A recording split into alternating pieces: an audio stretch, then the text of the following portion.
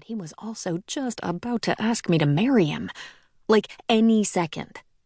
Which is why I was wearing a strapless black sundress. If I'd thought about it, I might have paused to wonder how my boyfriend, the impossibly fit and charming Charles Philip Dunbar, could be 100% perfect for me in every possible way, and also be such an air travel enthusiast. He never thought twice about flying at all, or doing anything scary for that matter, like scuba diving or bungee jumping. He had an inherent faith in the order of the universe and the principles of physics and the right of mankind to bend those principles to its will. Me? I'd always suspected that chaos was stronger than order. When it was man against nature, my money was on nature every time. "You just never paid attention in science class," Chip always said, like I was simply underinformed. True enough, but that didn't make me wrong. Chip believed that his learning to fly was going to cure my fears. He believed that he'd become so awesome and inspiring that I'd have no choice but to relax and enjoy it. On this, we had agreed to disagree. "I will never, ever fly with you," I'd announced before his first lesson. "You think that now, but one day you'll beg me to take you up." I shook my head like, nope. Not really a beggar.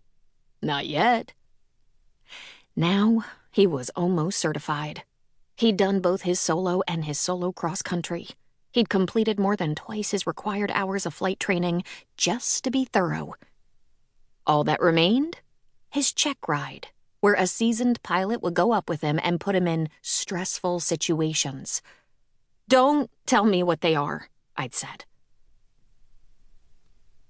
But he told me anyway.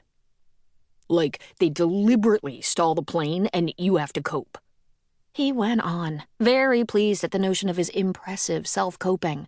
Or you do a short field landing, where you don't have enough space. And, of course, night flying.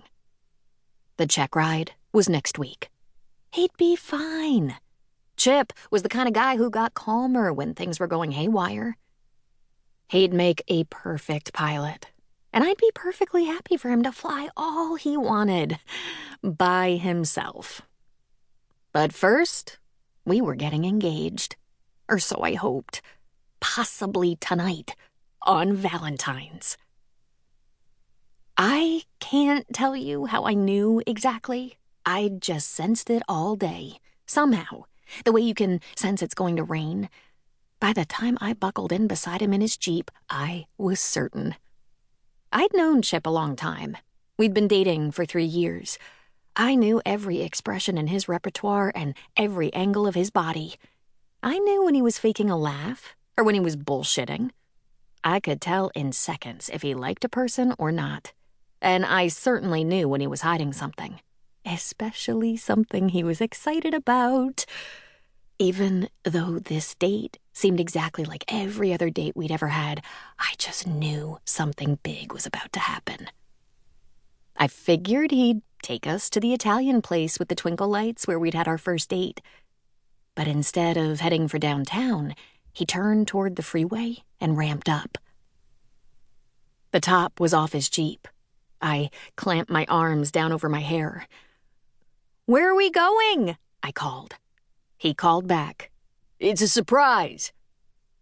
My stomach dropped at that. Once again, I knew Chip's intentions without his even hinting.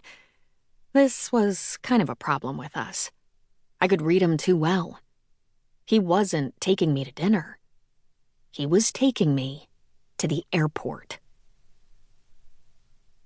20 minutes later, we had left the city of Austin far behind. He pulled up the parking brake beside an airplane hangar at a private airfield in the middle of nowhere. I looked around. "You can't be serious." He leaned in. "Are you surprised?"